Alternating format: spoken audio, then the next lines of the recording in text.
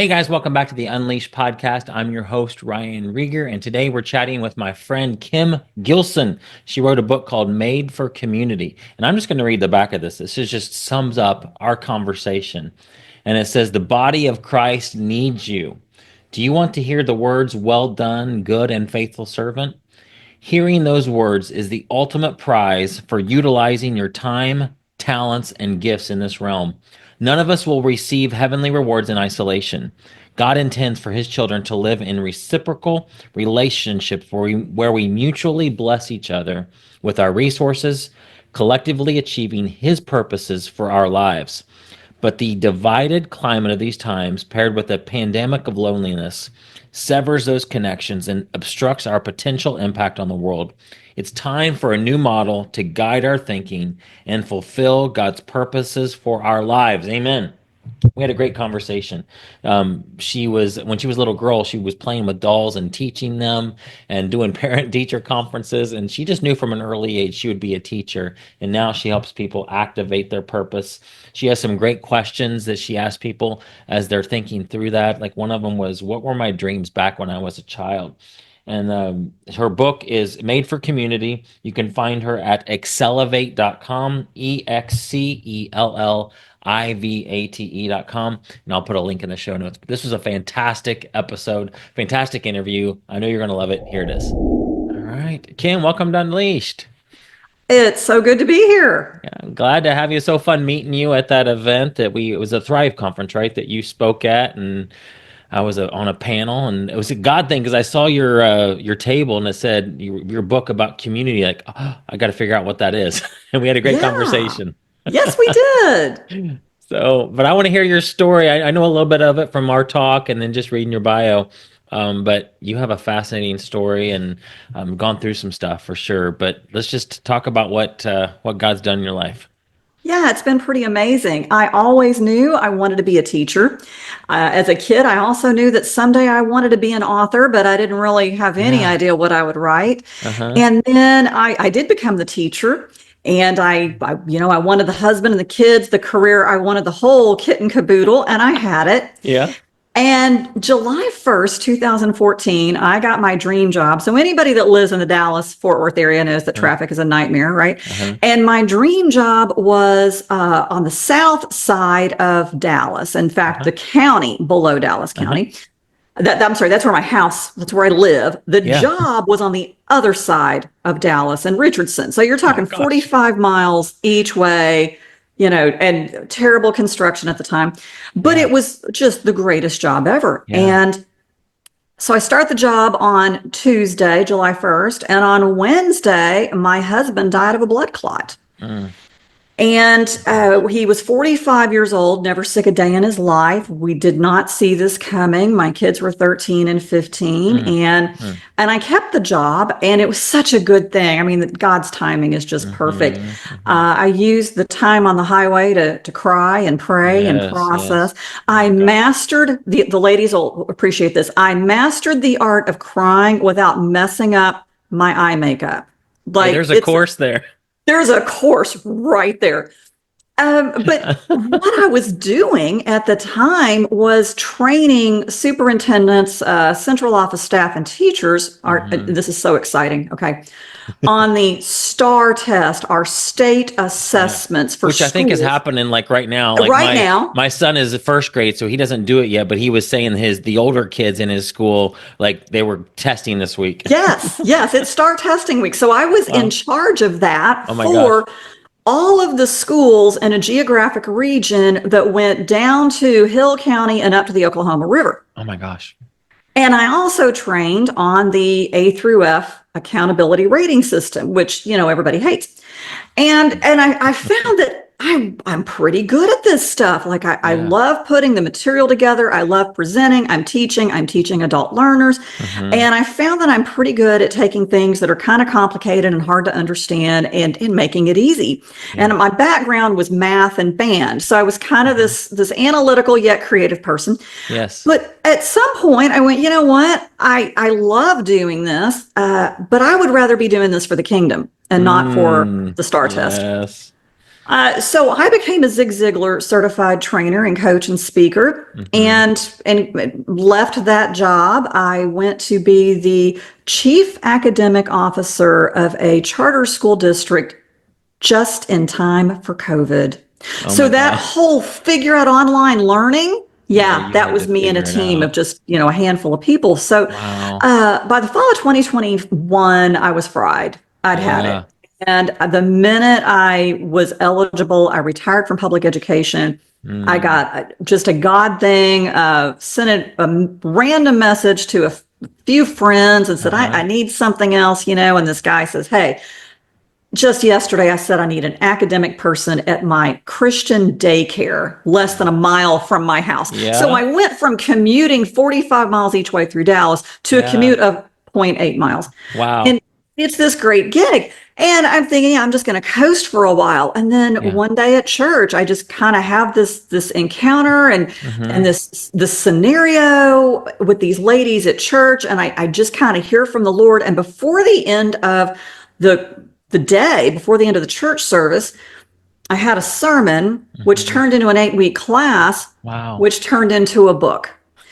And it took 2 years to get the book out. I'm not Yes. fast, and I did the whole thing. I self-published, Yes, of course. very high level of editing Uh-huh. and advising on that. Yeah. And in the process of doing that, I did something I said I would never do again. Mm-hmm. I got married. So I had been dating Yeah. Don since Uh-huh. 2015. He's 15 years older than me. Uh-huh. And he said the words every 53-year-old woman needs to hear: we'll keep both houses. Yeah. His house is in Arlington. My house Yes. is in Midlothian. We're Yeah. together about 4 nights a week. We've cracked the marriage code. That's But awesome. Another course. another course, right? But here was the big thing. The other reason I said I wasn't going to get married again is Mm-hmm. I didn't want to bury another husband. Right. And I told him that. And he's like, honey, I don't know what to tell you. We've been together this long. I'm not going anywhere. Mm-hmm. Odds are, mathematically speaking, I'll probably go first. And I finally came to the conclusion Mm, God was good enough to get me through it the first time. If the yes. worst happens and I have to do it again, Yeah. he'll be there the next Mm, time. mm. Wow. There's so much there to unpack. Oh my gosh. There's a lot in your story that's similar to mine. And I want to just get your thoughts on things that I'm processing and praying about. Is In my past, I remember I was working in politics, and I've always had a kingdom mindset thinking. I remember one time going to I was working for a congressman at the time and meeting with somebody who was very high up in a large ministry, and I thought, man, you have the dream job because you're doing something that matters, like eternally. And he told me, he says, Ryan, but you're doing, if you don't do what you do, we can't do what we do. Meaning, like and I was young and very, naive. I was in my, late 20s, but basically saying, if we don't have good laws in our country, Ah, then ministries can't operate efficiently, effectively, and there's just, so he corrected me. But still, I've always thought, man, I really want to do something for the kingdom. And so even though the last 10 years, 15 years of business, I haven't had a real job since 2008, but I see how God has, even the things on my heart, I was still acting in my calling, even when I wasn't in the thing that I feel like he's called me to or for. So I just tell me about like being a teacher and what you've looked back and seen how God has used that to where, like, right now you're probably doing the thing that he's made you for, but that doesn't mean that what you did in the past, in the last, 20 or so years, being a teacher and being overall the STAR testing, that mattered too. It wasn't like that was secular and now this is sacred. So do you have any thoughts on all of that? Because I've been wondering, just thinking through all this. yeah, I think that's a great question. And it's, one of the benefits of being over 50 is you have some perspective to kind of Mm-hmm. look back over your life. And I've really been doing that a lot lately. I shared my story at a church conference a couple of weeks ago. So to have to Yeah. relive it and walk through it, Yeah. And as I look back on it, I always knew I was where God wanted me to be at Yes. that time, Yes. even when it was ugly. Okay, Yeah. because let me Yeah. tell you, leading a school district through and after a pandemic, it Yeah. doesn't get much But you uglier were than that. probably the right person at the right time for that position, right? You think so? I mean, Yeah, like, yeah, like, I mean, there's probably other people that could have done it, but God set you and you were in there that position, even though it probably was not fun at all. yeah, Like, yeah. they needed you. Right. So strategic thinking is one of my gifts. Yeah. And I have this fainting couch. Okay. Like I think every woman needs a fainting couch. And it's my place of refuge. But for 12 to 14 hours a day, I was on it working, putting this whole Mm, thing together. We were a small district. Our kids didn't have devices, and we were up and running when all the big districts were. So it was always, this is where God has called me to be. And yes. one thing that I've noticed through my life is I would get the job that I was really seeking and I would be very happy in it. And then you kind of started to get the itch and Yeah. you kind of go, I'm getting a little tired of this. And Hmm. God was so good that He would time my itch to leave right with this new opportunity. Hmm. And I look back, so I started out band directing, and I realize as I see my colleagues back then, like one of my colleagues was just named like the head director, band director, orchestra director, whatever, of Baylor Hmm. University. Okay. Hmm. And I could be really jealous of that. And okay, maybe a part of me is. And my rival in high school, I don't know if he's still, he was the clarinet professor at Annapolis. I'm like, I made him who he is today. But I realized like Yeah. they were all about the music. Okay. Mm, And I did love that, but I was about the community. I mm, was about those kids having that family, yes. that band family, and that experience. And Yes. then I became the algebra teacher. And I do love math, but I loved packaging the math in a way that kids who said they couldn't do math could do math. Mm, And so it was that teaching ability of putting of organize. So what I figured out I love to do is I love to organize chaos. mm, mm. I love to organize chaos. And so then I go to be a high school assistant principal for 5 years, which was possibly the hardest job I've ever done because I don't like conflict. I'm an Mm. exhorter Mhm. teacher. Okay. Yeah. And disciplining other people's children is very hard when you are by nature a people pleaser because they're Yes. not happy when you take up their kid's cell phone or send them home because their skirt is way too short. I Right. mean, you would not believe the cussing out I Oh got my over cell gosh. phones. And so it was. I look back, but God was really working on me then to kind of Mm, deal with that and to learn. I learned so much from that about working with people. mhm, Um, people would say, "Oh, you had the bad kids in your office." I said, "Oh, I never had a bad kid in my office. mm, I mm. had some kids in my office that made bad decisions. I had Yes. kids that Yes. had some really sad circumstances, Hmm. lives that were nothing like the one that I had lived." Yes. And so really it is like at every level, I can Mm, kind of see God was equipping me. He was teaching me new things. He was growing new skills, all leading up to this. And I think one of the big things people have to remember is we are all in ministry yes. Yes. no matter where you are, what you do. I mean, when you are eating at a restaurant, you're in ministry, and how Mm, that waiter or waitress views you and how you treat them and how yes. you tip them and how you're grateful for what they bring you. Like Hmm. like we're all in ministry all Yes. the time. That's right. Oh my gosh, that's so good. Wow. Man, just sit there and think about that. That's so true, right? I mean, it really is.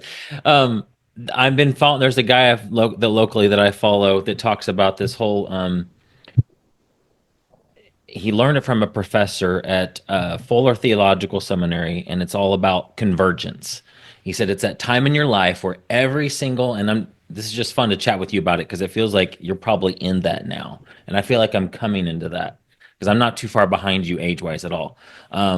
I turned 50 this year. And so, Hey, 50 is the new 20, but not as yes, stupid. right. That's right.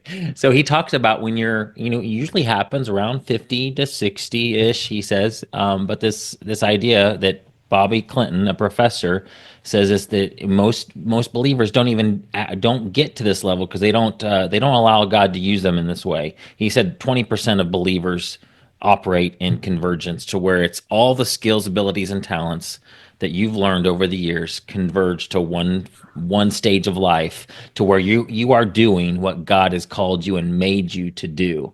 And so I'm just curious Oh.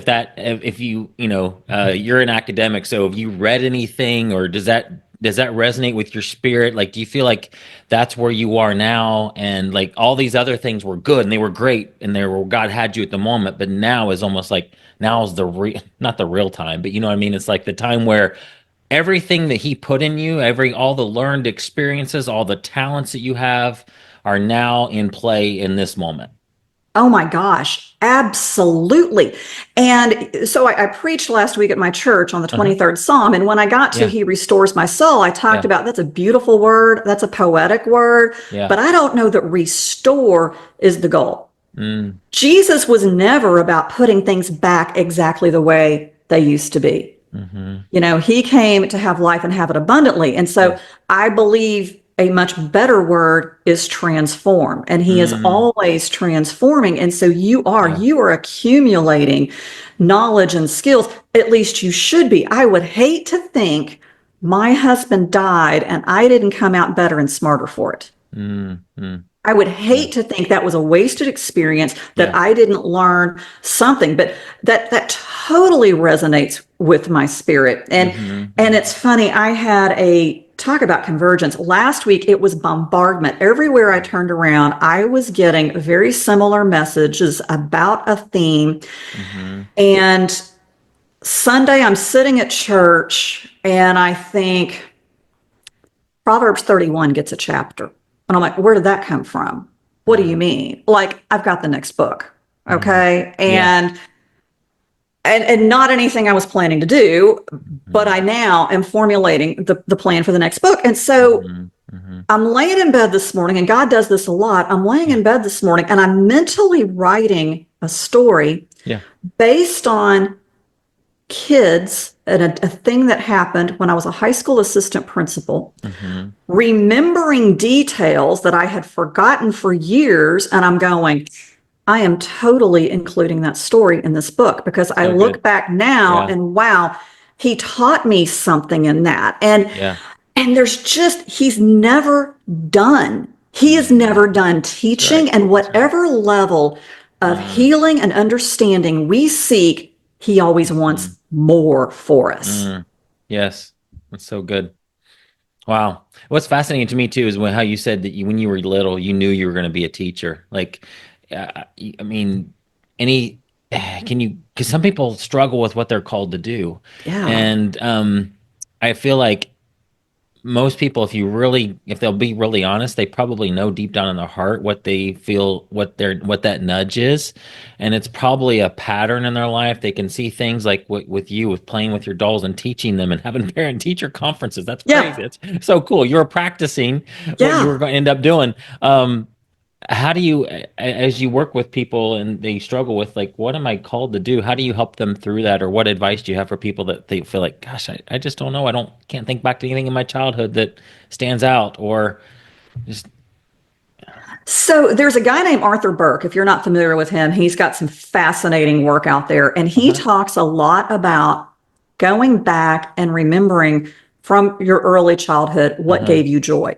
Mm, And yeah. what happens sometimes, and he's got this great example of a little boy splashing in the bathtub. And man, Mm-hmm. he's 18 months old and it gives him joy to splash in the bathtub. And then Yeah. mom comes in and mom either says that you were having so much fun, keep splashing, or she comes in and yells, you just made a huge mess. I have to clean Mm, up. mm, And to really go back and think about what is it that gives me joy? mm-hmm. And when I pretended when I was a kid, what did I pretend? Yeah, that's good.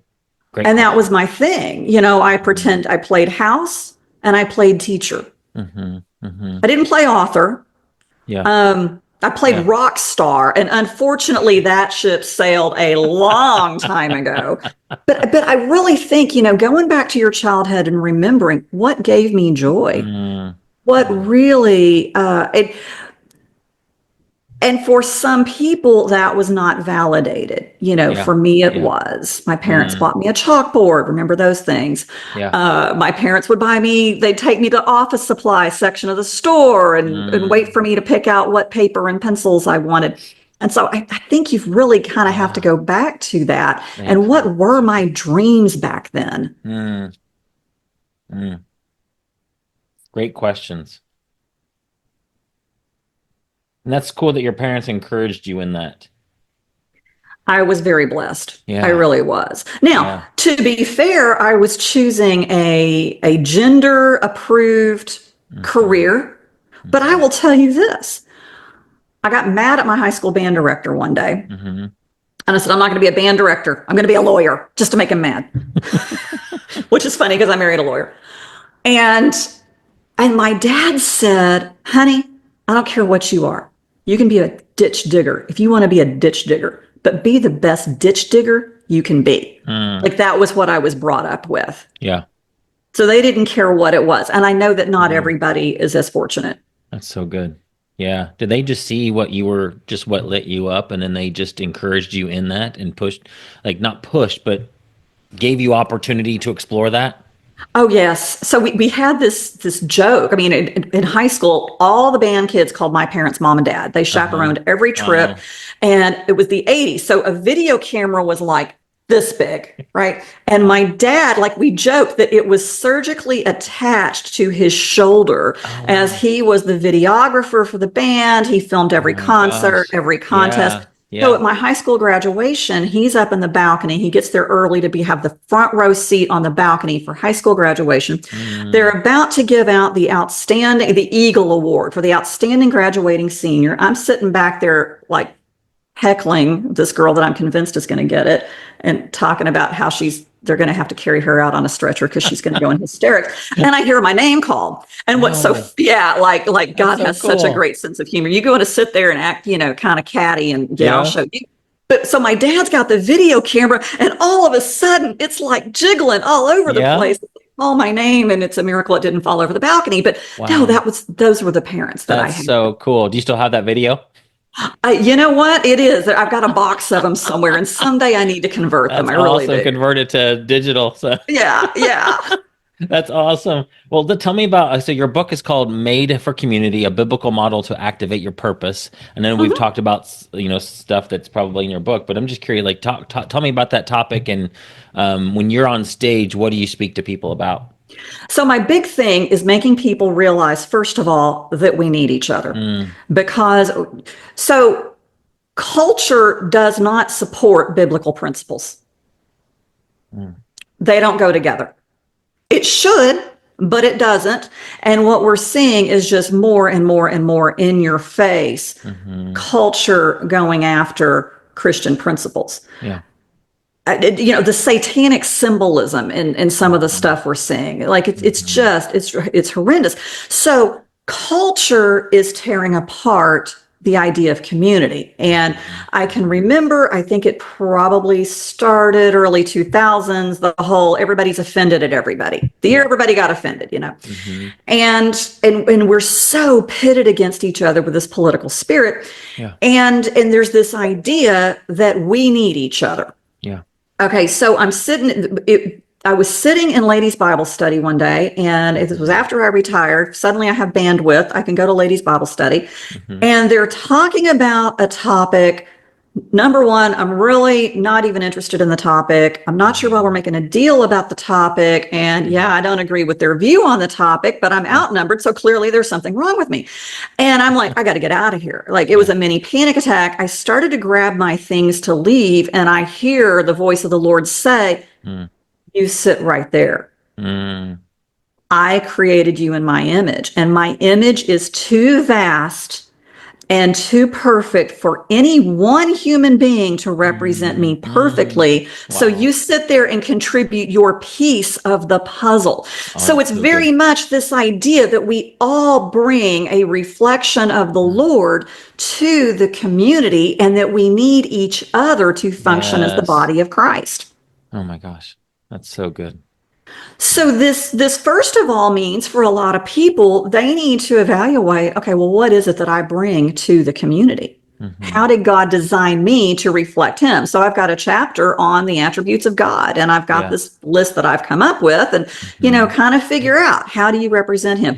I went to the Fort Worth Fine Arts Festival Mm-hmm. Saturday night, and I am just fascinated at every artist's booth Mm-hmm. and how they are using God made materials Yeah. to create art in so many different forms. Like no two booths are the same. And I'm like, Right. this is special, Yeah. Yeah. And so I kind of walk people through this process of figuring out what it is that you bring to the community. Mm-hmm. And then I have this model of cups and pitchers that we're designed to live in reciprocal relationships where sometimes you're the cup and you need people to pour into you. But at Yeah. some point, you've got to overflow and you've got to become the pitcher and Yeah. pour into other people. Yes. And evaluating, where am I a perpetual cup? And I think we have these people and they walk into church every Sunday, fill me, feed me, love me. Yeah. Okay, well, who's going to do that? The preacher? No, God called us to co-labor. I mean, yes, God can do it. God can do it, and he does. But more often than not, he calls us to co-labor with each other. So at some Yeah. point, you got to like set your cup down and look around and see who else's cup needs to be filled. Yeah. Mm. And that's where I think some people in the church, it's consumerism. Let me go to Yes. church and let me go get what I need. And I'm really tired of seeing people on the internet going, oh, I don't need church. They're just hypocrites. I can do church at home. I've got a great relationship with Jesus. You know what? If you are so blessed and you have all the answers, how dare you withhold that from the rest of the body? Yeah. Wow. Come and share your That's right. knowledge. That's so good. That's good. Yeah. Yeah. Getting on some people there. Getting on some people there. That's right. Wow. Do you feel like this is just something, and that's something else, Kim, I've been thinking about, and this is how before I hit record, I had no idea how this interview was going to go because I never know. It's just what comes up and what I feel like I want to ask. And one thing I've been thinking about is in Ephesians 4, it talks about how he's made some to be apostles, prophets, teachers to equip the body for them to do the works of ministry. So like in America, it seems like we've hired ministers, professional ministers, to do the work of expanding the kingdom. It's you just mentioned consumerism. So we as a body will typically go to a church and we'll just listen and learn, and we'll go out and do our jobs, or whatever that our Monday through Friday looks like. But it's up to the ministers that we've paid to do the work of ministry. But Ephesians 4 said it's our job as the body to do that. Do you feel like the church is doing a good job of equipping saints to do that, or do we feel like we've got it wrong in America? Oh man, that's a good question. And you can pun if you want. I'm just thinking, I'm Well, seriously processing this right now as I think about what I'm called to do in unleashing the body of Christ, and how do I do that? And I feel like where are believers congregated? Well, they're at churches. And so what does it look like for a church to equip people to do what they're called to do? And it sounds like it's, coming alongside, like if I was a pastor, it'd be like, hey, Kim, let's come alongside what you've got, because you're unleashing people to help find their gifts. Like I can certainly preach on Sunday about some of this stuff, but it probably takes a small group where you're going to go deep with some people and bring out those gifts that I can't do that on just a Sunday morning service as a pastor. So I don't know. I'm thinking through all this stuff. Like, what does it look like to equip the saints? Is it the church's job to make sure that you are doing what you called to do? Is it my job, as if I was a pastor, to give you the tools and the resources to find out what I'm called to do, what my part of the body is, and what does that even look like in the church? So I know that's a huge thing. We could go it's weeks a on a whole great series question. on this. Yeah, and I think that different churches are going to respond in different ways. I can tell you, my church has a core principle: see a need, fill a need. So if somebody comes to the church leadership and says, hey, you know what, I see this problem, and man, I've got this idea of how to solve it, they're like, okay, let's sit down. How can we do that? Wow. So That right there is unique, by the way. Is Because it? don't you think, I mean, I've been around the church world for a very long time, but it can tend to be like, well, we're the paid people, so we're the Mm, experts. And maybe they don't necessarily, if you had a bunch of pastors talking, they probably wouldn't say that that's true, maybe, but that's at least the vibe that sometimes is given mhm. off, that like we're the professionals, you just sit there and let us teach you. We need to be, filling people up and sending them out to do their own works of ministry. So I love Right. what you just said, that your church is Yeah. built that way. Well, and I went to him and I said, look, I've got, this sermon. I think it's more than a one-time thing, because one of the things we've learned from education is that one and done trainings don't Mhm. stick, right? And Yeah, so that's where yeah, the idea of coaching came up in the yeah. educational world. And so I said, I think this is a class. And we were Mm, still kind of coming out of COVID. It was 2022. yeah. So normally my church does small groups for a semester. We had Okay. one large group and I wrote the curriculum, and we did an 8-week class called Activate. And it was Mm, in community, kind of unpacking. And we did a night on the motivational gifts, and wow. we did a night on personalities, and then a really powerful night was the lies that you believe, and people sitting Mm, around at a table and getting really deep. And it was co-ed, which was extra special. yeah. But in community sharing, yeah, for the longest time I felt this about myself, I thought this Wow. lie about myself, Wow. and really going deep. And so that was a goal of that. And we identified some people that kind of had some strengths and gifts. And we had a night of Mhm. cups and pitchers where we went around and we said, okay, you put on a post-it note where you're a cup. I need filling here, and where you're a Mm, pitcher over here. that's so And good. so it's kind of like, but it's kind of like eHarmony, right? But it's not romantic. Yeah, yeah, yeah. Yeah. And so that That's is so something good. I think our church has done very, very well. Yeah, Um, and they gave me a great level of trust with that. that's good. And I don't take that lightly. I mean, I was a Yeah, guest speaker on the podium last week, and that's one of yeah. the things I talked about. Like, I don't take this lightly that I'm given this Sure. opportunity. Yeah, yeah.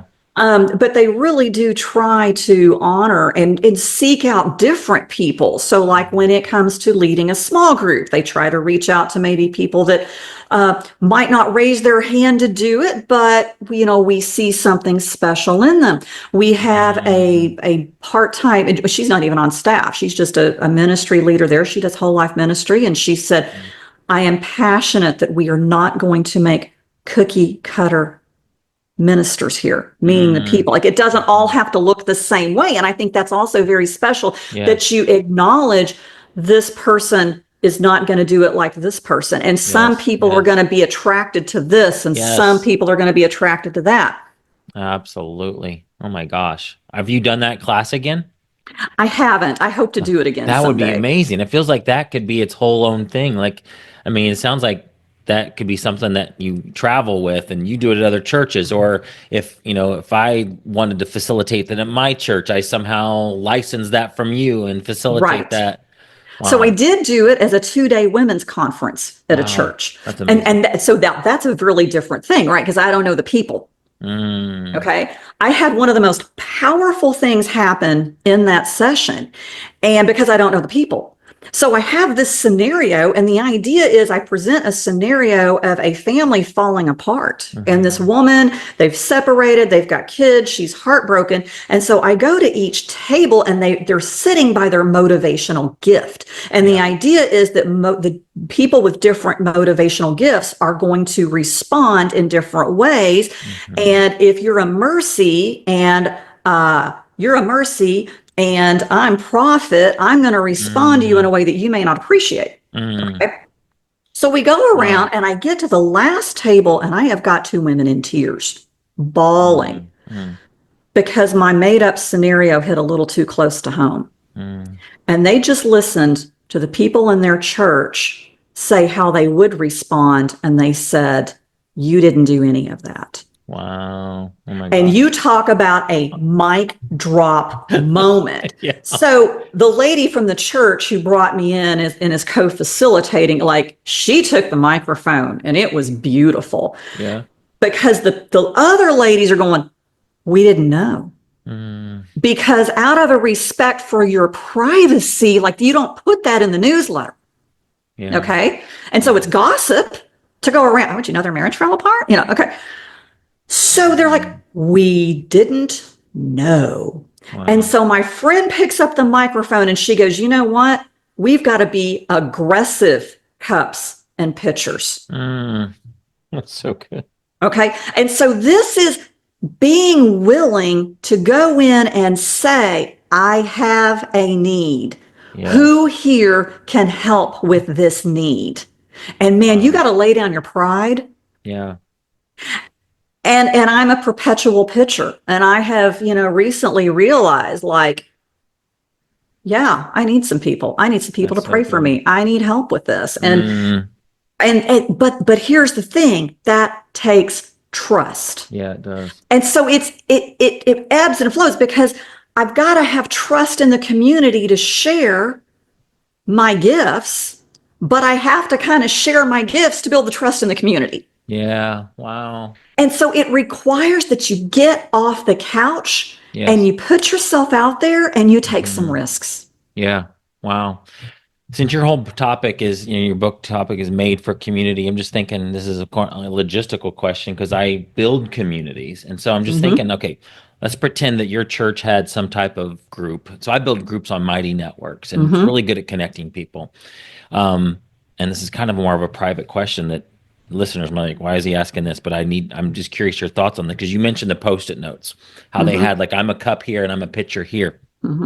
Could you see that working in some type of online community that, and how does that, just trying to think of the objections a pastor or a leader of a church might have when you get a bunch of people connected, because could have some weirdos in there, but 95% of the people are going to be totally normal and fine.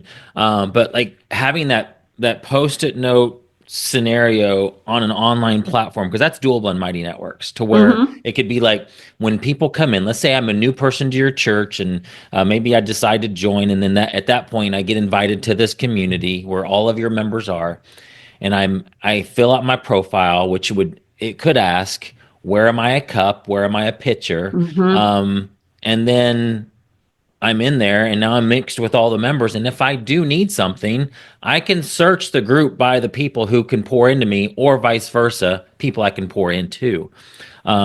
Just thinking out loud with you on this, because you're in church leadership. Does that sound odd, scary? Could you see that working?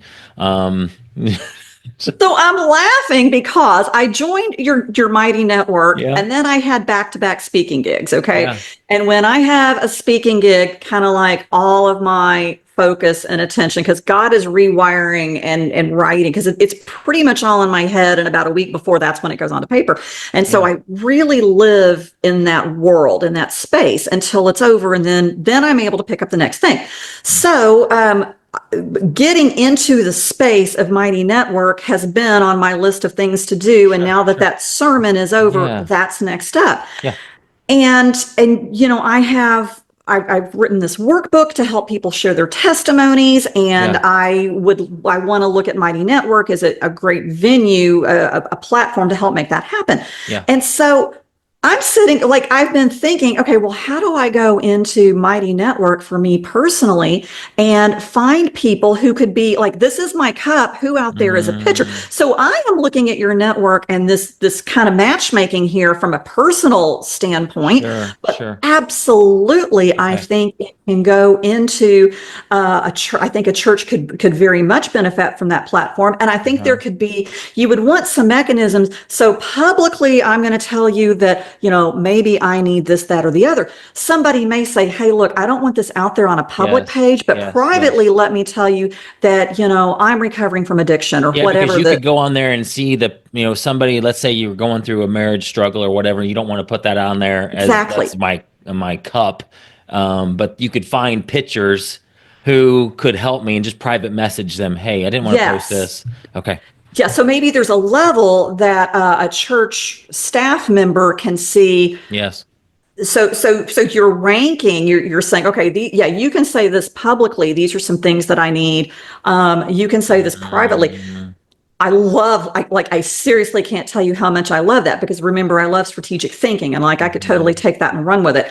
And we had kind of talked about trying to do something similar with just Excel, because I dearly love spreadsheets. Sure. And that could work too. It could, but I like your idea better. Yeah. Because here's the thing, and I had a lengthy phone conversation with somebody about this last night.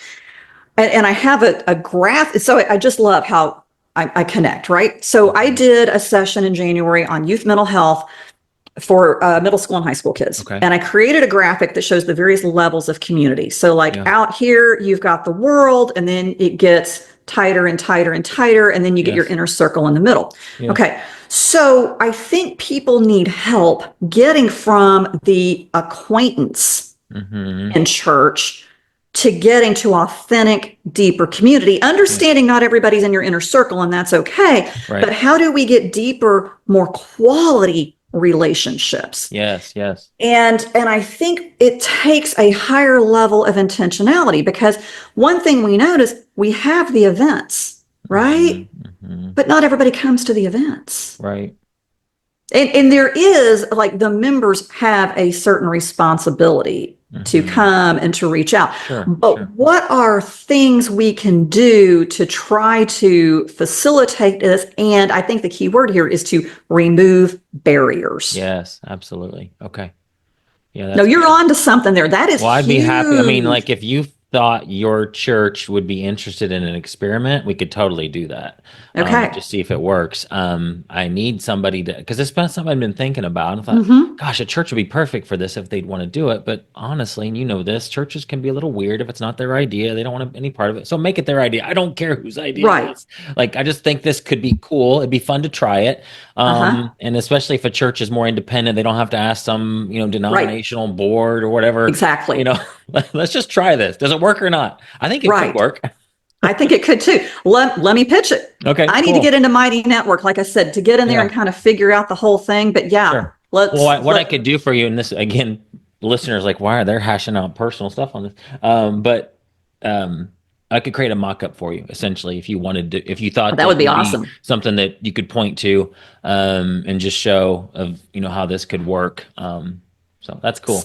So let me tell you something funny. So back when I was in data and accountability, we would get these, we had a program, and each school had it, and then the region had it with all of the region's data in it. I created some customized data trainings. But anyway, the company came to me one day and they said, we want to build an accountability predictor tool, and we want you to tell us what it should do. And I had so much fun saying, you need to be able to push this button and get to here. I'm telling you this because I have just a tiny bit of background in trying to take something from concept to they're still selling the program. Yeah. It's called, I got to name it. It's called Axiom. It's really pretty cool. Cool. So that would be a gas. Yeah. Yeah. I love it. Well, gosh, I feel like you and I could just brainstorm all day long. Yes. Anything else you care to share? I mean, number one is, how can people find you? Give me your website, and then anywhere else you want to send people. Yeah, so it's Excelivate.com. It's EXCELLIVATE, Excelivate.com. And it's activating the excellence in you. I made up a word and got the .com domain. Pretty proud of that. I am on social media on Facebook and Instagram as Excelivate with author Kim Gilson. I've got a couple of these things cooking right now. I'm really excited about getting this testimonies workbook up and running because research shows that when you share your stories, you connect. Yes. Our brains are wired to connect when we share our stories. That's why Jesus taught through parables. That's right. He was the greatest teacher ever. Okay, so I definitely think that helping people craft their stories is a way to help build up those connections and that community. Yes, okay, and that's how you start to identify cups and pitchers too. The problem is, most people are not good storytellers. And if you've ever been to a church that does open mic, get up here and share your testimony, that's kind of what prompted I actually did an 8-week class on sharing your testimonies. I had 12 people that are not public speakers get up and share their testimony as the sermon one Sunday. talk about powerful stuff. So I'm really excited. That's kind Yeah. of next up. And then I'm Love kind it. of living in this space right now of this next book. And so Love it. that's going to simmer in the background, but I'm very excited about all of it. Yes. So, but let me just kind of, I want to put this out there for people to think about because I really hope this pours into them. I had a conversation with a girl from a lady from church last night about how do we build these more authentic communities? How do we get to deeper connections? And she prompted me to restart something I started a few years ago. I bought a hot tub. I spent too much money on it. I said, you know what? I can justify this if I launch Hot Tub Ministry. So here's how Hot Tub Ministry goes. I invite one person. I say, I got 5 seats. It's up to you. It can just be the 2 of us. It can be 5 people. You pick. Yeah. Okay. What is said in the hot tub stays in the hot tub. Yeah. It would work with dinner. So, Yeah. if they don't like hot tubs, you can do dinner. But here's the thing. The more I've thought about it, I really think this idea of inviting people together in groups of 3 or 4, as opposed to one-on-one, like one-on-one is kind of intense, Yeah. Yeah. kind of intimidating. And so I want to, if people are out there thinking about how can I have more authentic communities, I believe everybody out there is at some point dying to be invited Yeah. to something special. Yes. Yes. And if you say, I want to invite you and 3 other people to dinner, and you get to pick the 3 other people, they're probably going to pick 3 people they don't know that well. But as you're breaking bread or sweating in the hot tub, I think there's kind of safety in numbers sometimes when it comes to, so I just want to put that out there as something, a seed to plant with people to maybe really think about how could I water that in my situation and build a larger, tighter knit community. That's so cool. Your church, that could almost be a ministry of your church where somebody like you heads that up and you just have these dinners and, other people could start that trend. That's interesting. Yeah. And you don't have to have a title to do that. Yeah, exactly. Now, the people at my church know I do it, and they bless it. Right. We're not doing anything crazy, but you don't have to have a title to be a ministry leader. That's right. Oh, that's so good. I love it. Kim, I think you and I could chat all day long because the things that you're called to do are very similar to what I feel God's calling. I love the you to do. So synergy. there's a lot of complementary calling. So, well, let's have you back on. Let me know when you are launch that book or anything else that's cool that you are doing that you want to chat about, and we'll chat again. I love it. Thank you so much. Yeah, no, this is the beginning of a beautiful friendship. There you go. Amen. Thanks. Okay.